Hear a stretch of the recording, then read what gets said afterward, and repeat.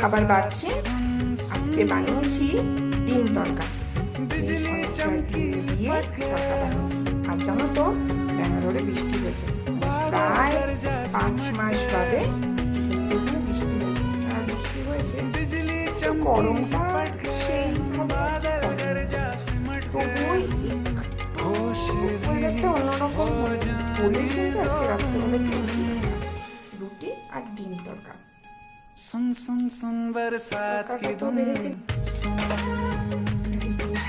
सुन सुन सुन बरसात की धुन सुन